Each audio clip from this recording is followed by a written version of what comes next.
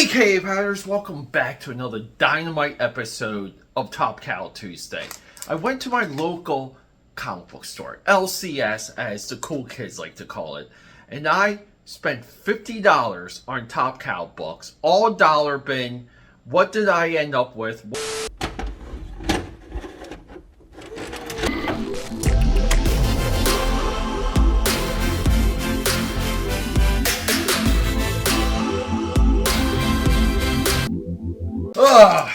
Friends and family, what is happening? Peter A. DeLuca here, aka Pad69, and say with me, known throughout Philadelphia, PA, Europe, and the vast multiverse as your eclectic one.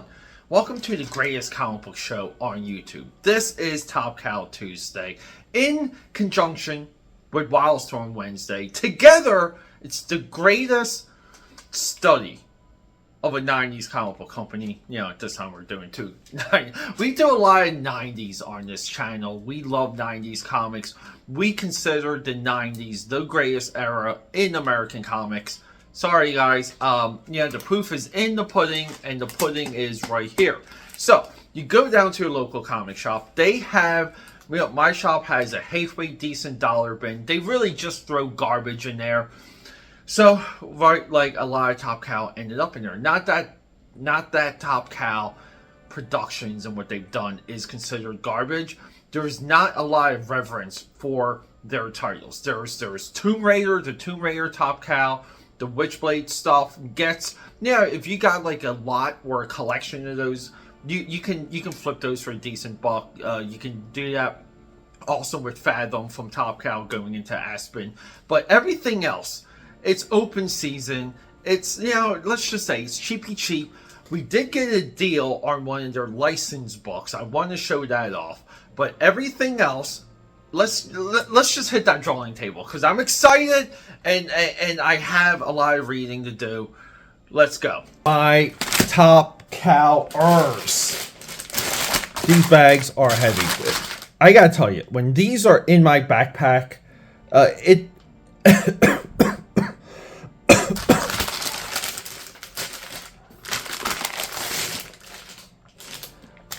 AKA Padders, Top Cowers. These bags are heavy. When they're in my backpack, let me tell you, they work the glutes. The glutes are worked. Trying to get a nice round ripe apple for you. So before we crack these open, a little bit of a teaser of what's inside. This is where I'm at when it comes to Witchblade. So we have like the first appearance here with Blade Shy. Hey. Thank you to my buddy Mark who pulled this out of a dollar bin for me. We were both digging at the same time, and he gave it to me. It was his, but he gave it to me. So we roughly have Witchblade 1 through 18 here. We are missing the first appearance of the Darkness from the last video, or maybe no. Is that right here? This could be it. Maybe it is number 8.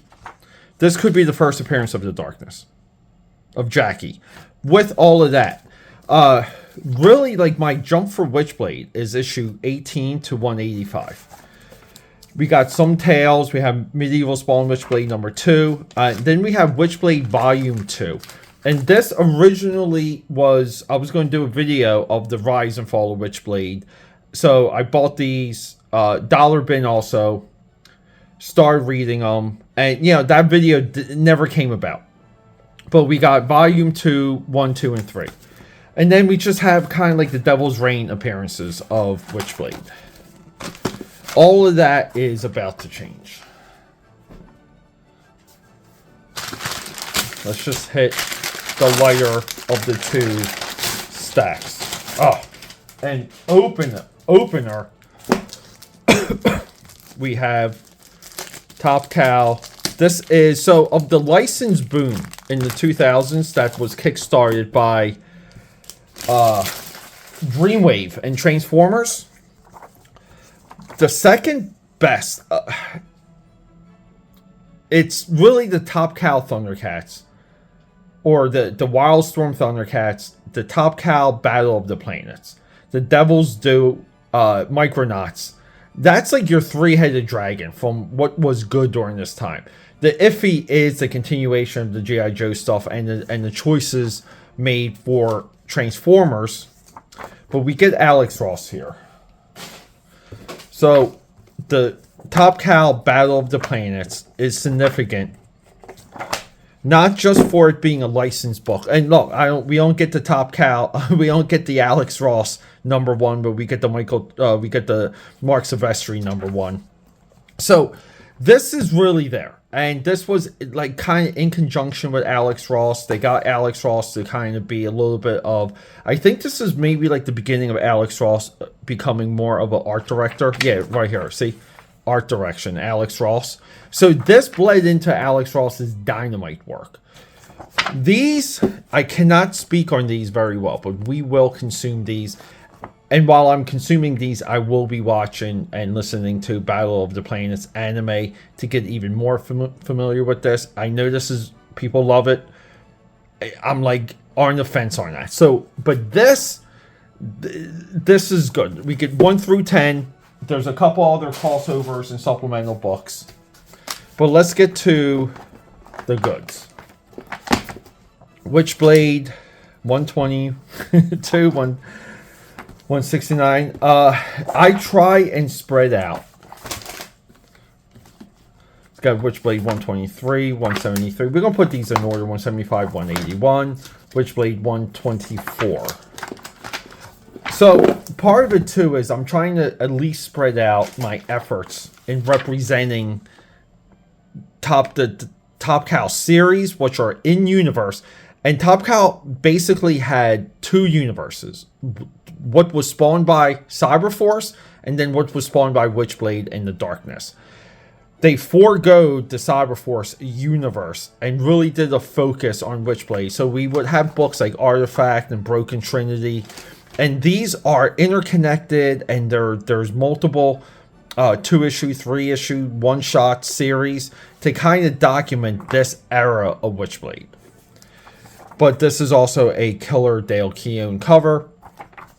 Seth Green, people forget, and this got 2 series.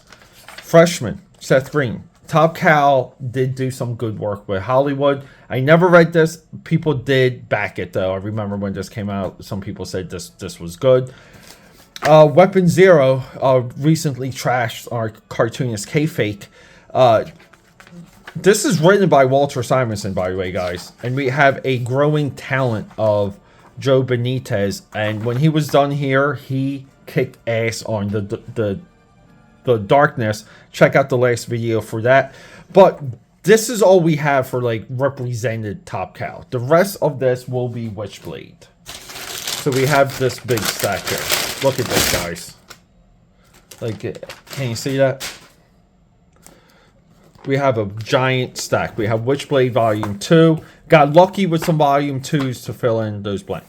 So 119, 127, 126, 128, 58, yes, 95, 96, 97, Volume 2. We can put the Volume 2s to the side. Volume 2 here, number 6, 179, 121, 94. Did I get 2 94s?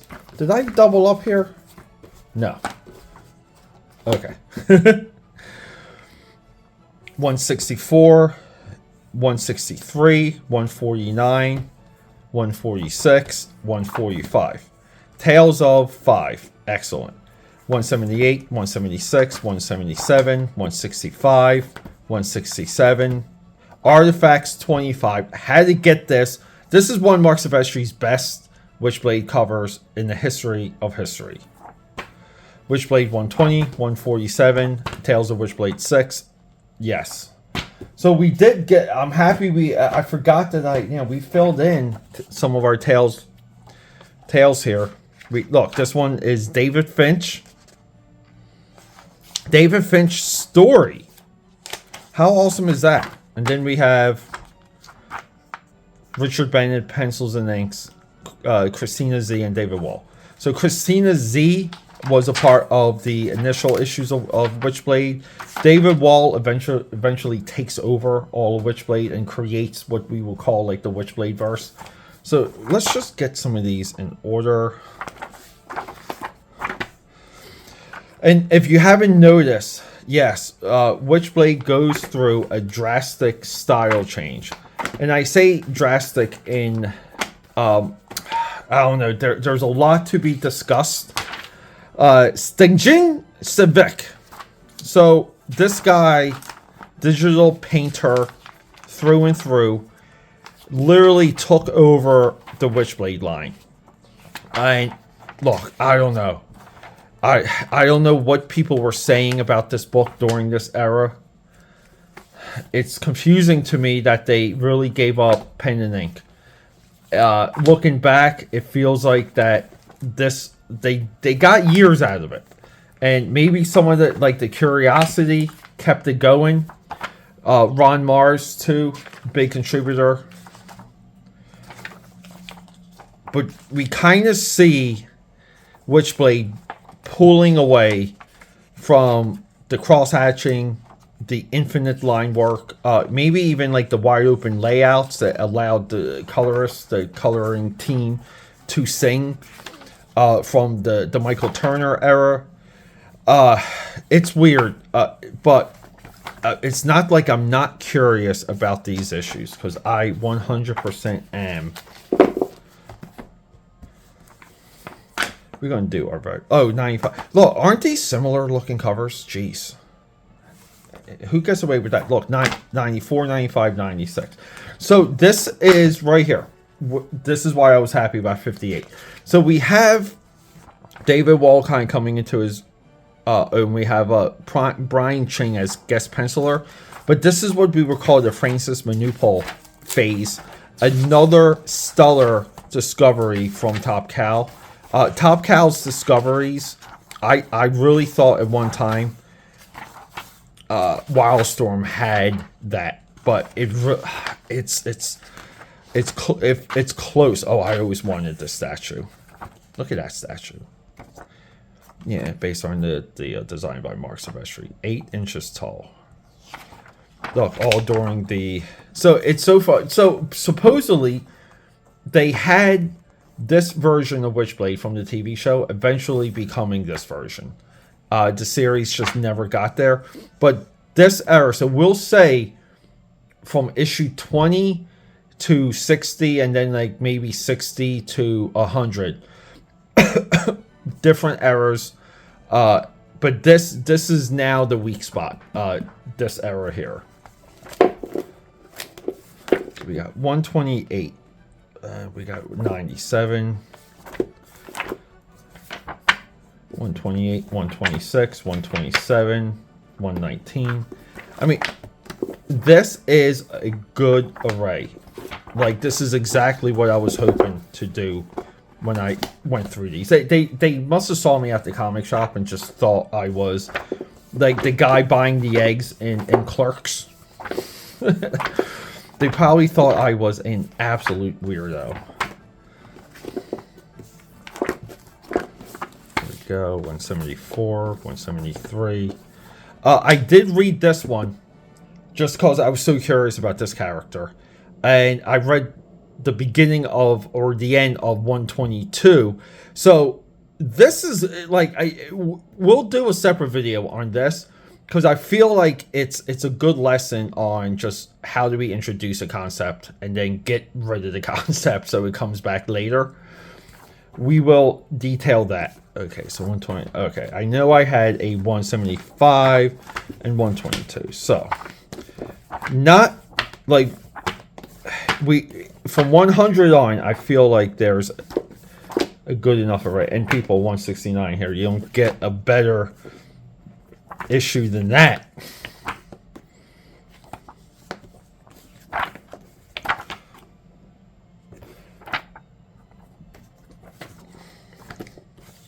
Look at the coloring for this. The coloring for this is great. Just the blending here, face. But yeah, like the age of just endless texturing, textured brushes. You know, some people might say confusing. Confusing if you grew up with the Michael Turner stuff. I'm trying not to drill into too much of the sales. Like, what did the sales look like during some of these eras? if you really want to call them that. So now we have from like first appearance all the way through. Like, let's take away Volume 2 and Tales of. But we have the last issue here. So we have first appearance all the way to the end. And really, though, like, how amazing. Is this the only series to bookend the beginning and end of a series with the same cover? It has to be. But from first appearance all the way through. So, right, like, we got to put the Marks of Issue 1 on top. So, how are we not happy with that? And then we get the Tales of.